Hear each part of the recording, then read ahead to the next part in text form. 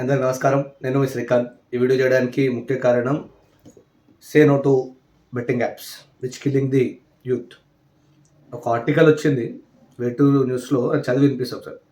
1000 మందిని బలి తీసుకున్న బెట్టింగ్ యాప్స్ ఉచ్చులో పడి గత ఏడాది తెలంగాణ రాష్ట్రంలో 1000 మంది ఆత్మహత్యలు చేసుకున్నట్టు లెక్కలు చెప్తున్నాయి.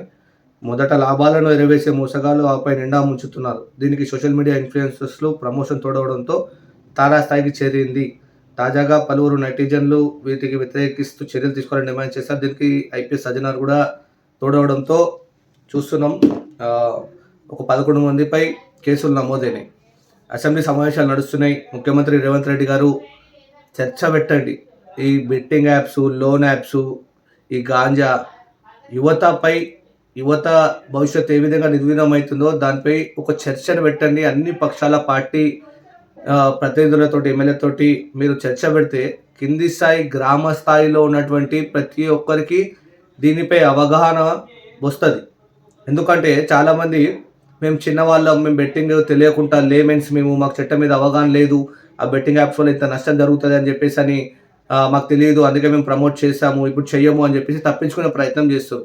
కానీ ఇది ఆగదు. రేపు ఐపీఎల్ రాబోతుంది. ఐపీఎల్లో గ్రామ స్థాయి నుంచి చిన్న 10th క్లాస్ పిల్లవాడి నుంచి 70 ఏళ్ళ ముసలోళ్ళ దాకా బెట్టింగ్కి పాల్పడతారు. 22 తారీఖు నుంచి ఐపీఎల్ స్టార్ట్ అవుతుంది.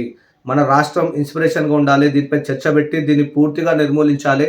ఎవరైతే బెట్టింగ్ పాల్పడ్డారో ఇన్ఫ్లుయెన్సర్స్, వాళ్ళందరిపై కఠిన చర్యలు తీసుకోవాలి. ముఖ్యంగా మనం చట్టాలు చేస్తున్నాం, కానీ ఆ చట్టాలు ఎవరికి తెలియట్లేదు. చదువుకున్న వాళ్ళకి కొంచెం తెలుస్తుంది, కానీ బీయింగ్ ఏ అడ్వకేట్ నాకు కూడా తెలుసు కాబట్టి చాలామందికి చట్టాలు తెలియదు. ఎవరికోసమైతే చట్టాలను రూపొందిస్తున్నామో, ఈ డ్రగ్స్కి సంబంధించి నార్కోటిక్ సబ్స్టెన్సెస్ వాడొద్దు అని చెప్పేసి స్కూల్లో, కాలేజీలో అవగాహన చేయడం అలాంటివి కొంచెం స్టార్ట్ చేస్తారు. కానీ బెట్టింగ్ యాప్స్ అనేది కూడా ఎంత ప్రమాదకరమో, ఎంతమంది ప్రాణాలు తీస్తూ ఉన్నాయో, దాని వేదిక అంతర్జాతీయ ముఠా ఏ విధంగా ఉంది, అది ఎక్కడికి వెళ్ళి ఆ వేదిక అంతర్జాతీయ వేదిక నడుస్తుందో అనేది, దానివల్ల ఎలాంటి శిక్షలు పడతాయి, యువకులకి భవిష్యత్తు ఉండదు అని చెప్పేసి దాని నుంచి బయటపడడానికి ప్రభుత్వం అండగా ఉందని చెప్పేసి అవగాహన కార్యక్రమాలు నిర్వహించాలి. దానికి మేము కూడా అండగా ఉంటాం.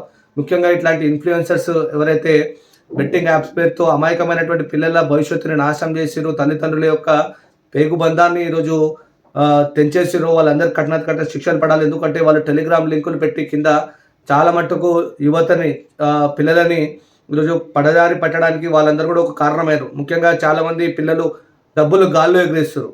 డబ్బులు గాల్లో ఎగిరేయడం అంటే తమాషానా? ఇండియన్ కరెన్సీని అవమానిస్తున్నారు, కాల్చున్నారు. ఆర్బీఐ కూడా దీని మీద స్ట్రిక్ట్ యాక్షన్ తీసుకోవాలి. ఇండియన్ కరెన్సీని కాల్చితే లేదా దాని గాల్లో ఎగిరేస్తే దానికి విలువ ఇవ్వకపోతే కేసులు అవుతాయి. తస్మాత్ జాగ్రత్త.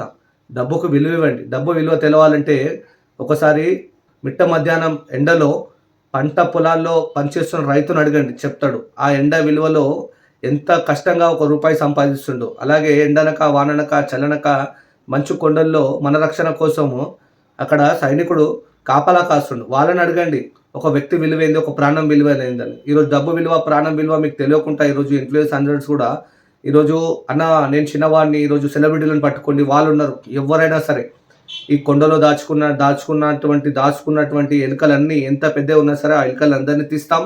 మీ అందరికీ షెల్టర్ ఇస్తున్న ఆ కొండను కూడా తీసేటువంటి పరిస్థితిని ప్రభుత్వం చేపట్టాలి. ముఖ్యంగా అసెంబ్లీ సమావేశాలు నిర్వహిస్తున్నారు కాబట్టి ముఖ్యమంత్రి రేవంత్ రెడ్డి గారికి, ఐటీ శాఖ మినిస్టరు, అలాగే ఆర్థిక శాఖ మినిస్టరు బట్టి విక్రమార్క గారికి, ఐటీ శాఖ మినిస్టరు శ్రీధర్ బాబు గారికి రిక్వెస్ట్ చేస్తున్నా, చర్చ పెట్టండి. అలాగే BJP floor leader Elleti Mahesh Reddy గారికి కూడా రిక్వెస్ట్ చేస్తున్నాను. అలాగే ప్రతిపక్ష నాయకుడు కల్వకుంట్ల చంద్రశేఖరరావు గారికి, అలాగే వారి ఎమ్మెల్యేలైనటువంటి కేటీఆర్ గారికి, హరీష్ రావు గారికి, ఎమ్మెల్సీ కవిత గారికి, అలాగే MIM floor leader Akbaruddin Owaisi గారికి, సిపిఐ లీడర్ కున్నమనేని సాంబశివరావు గారికి మీ అందరికి రిక్వెస్ట్ చేస్తూ ఉన్నాను. దీని మీద చర్చ పెట్టండి. బెట్టింగ్ యాప్స్ మీద చర్చ పెట్టండి. తెలంగాణలో బెట్టింగ్ లేకుండా చేయండి. బెట్టింగ్ యాప్స్ ప్రమోట్ చేయకుండా అందరూ కూడా భయపడే విధంగా, చట్టం ద్వారా భయపడే విధంగా చర్చా వేదిక పెట్టి పూర్తి ప్రక్షాళన చేయవలసిందిగా ఒక యువకుడిగా, సామాజిక నాయకుడిగా, న్యాయవాదిగా నేను మిమ్మల్ని కోరుతా ఉన్నాను. చాలామంది కూడా యూబీలో చిక్కుకున్నారు. యూబీ నుంచి చిక్కుని బయటికి పడాలంటే కేవలం ప్రభుత్వం ద్వారానే అవుతుంది. ప్రభుత్వం ఈ చట్టాలను వాళ్ళ దగ్గరికి తీసుకెళ్ళి ఇలా చర్యలకు పాల్పడి బెట్టింగ్లను ప్రమోట్ చేసినటువంటి వ్యక్తులకి శిక్ష వేస్తేనే ఇంకా వచ్చేవారు ఎవరు కూడా రేపు బెట్టింగ్కి పాల్పడరు. బీయింగ్ ఏ అడ్వకేట్ నేను ఫుల్లీ సపోర్ట్ చేస్తున్నా. Say no to betting.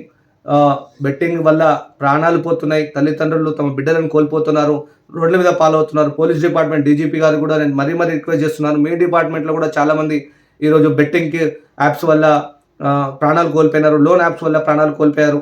ఈ బెట్టింగ్ కోసం ముఖ్యంగా యువకులు ఇన్‌ఫ్లుయెన్సర్ చెప్పే మాటలు విని ఈజీ మనీ కోసం చాలామంది చైన్ స్నాచర్స్ తయారవుతున్నారు. గాంజాకి అడిక్ట్ అవుతా ఉన్నారు. డబ్బులు పొడగొట్టుకొని రూపాయితో మొదలుపెట్టి ఈరోజు లక్షల్లో పిల్లలు లాస్ అవుతున్నారు. ఆశతో ఈరోజు యువకులందరూ కూడా బెట్టింగ్ వైపు అడుగులేస్తూ సంఘ విద్రోహ శక్తులు అవుతా ఉన్నారు. గ్రూప్ వార్స్ అవుతా ఉన్నాయి దీనివల్ల. అలాగే చెడు కంటెంట్‌ని ప్రమోట్ చేస్తా ఉన్నారు. ముఖ్యంగా చిన్న పిల్లలని అడల్ట్ కంటెంట్స్‌ని తీసుకొచ్చి వాళ్ళతో పిచ్చి పిచ్చి వీడియోలు చేపిస్తా ఉన్నారు. ఇవన్నీ కూడా చర్చా వేదికగా ఈరోజు గవర్నమెంట్ అసెంబ్లీలో పెట్టాలా. బడ్జెట్ సెషన్ ఎంతో ముఖ్యమో రేపటి బడ్జెట్ నిర్మాణం చేసేటువంటి యువతీ యువకుల యొక్క భవిష్యత్తు కూడా అంతే కీలకం. ఈ తెలంగాణ సమాజంలో యువకుల యొక్క భవిష్యత్తు ఆగమవుతా ఉన్నది. మొన్నే ముఖ్యమంత్రి గారు చెప్పారు, చదువులో మనం వెనుకబడిపోతున్నామని. చాలామంది కూడా ఈ బెట్టింగ్ యాప్స్‌లో చిక్కుకొని గాంజాకి అడిక్ట్ అయ్యి వీళ్ళందరూ కూడా చదువుని మధ్యలో ఆపేస్తున్నారు. మొన్న ఇంటర్మీడియేట్‌లో సుమారుగా 10,000 మంది విద్యార్థులు ఇంటర్మీడియేట్‌కి హాజరు కాలేదు. దీనిపై కూడా పూర్తి విశ్లేషణ చేయాలా, ఒక కమిటీ వేయాలా. కానీ ముఖ్యంగా వెంటనే దయచేసి అసెంబ్లీలో చర్చ పెట్టి ఈ బెట్టింగ్ యాప్స్‌పై చర్యలు తీసుకోవాలా. ప్రభుత్వం పూర్తిగా తెలంగాణలో ఈ యాప్స్‌ని నిషేధించాలా. సాఫ్ట్‌వేర్ సంబంధించి నిపుణులు ఉంటారు. దాంతో ఇక్కడ యాక్సెస్ ఇవ్వకుండా చేయాలి. ఏ విధంగా పబ్‌జీ, టిక్‌టాక్‌ని బ్యాన్ చేస్తారో అలాగే ఈ బెట్టింగ్ యాప్స్‌ని ప్రమోట్ చేసిన వ్యక్తులను కూడా తెలంగాణ నుంచి కూడా బ్యాన్ చేసి కఠినంగా శిక్షించవలసిందిగా రేపటి భవిష్యత్తు అయినటువంటి తెలంగాణ సమాజాన్ని కాపాడుకోవాల్సిందిగా కోరుతా ఉన్నాను. జై హింద్, జై తెలంగాణ.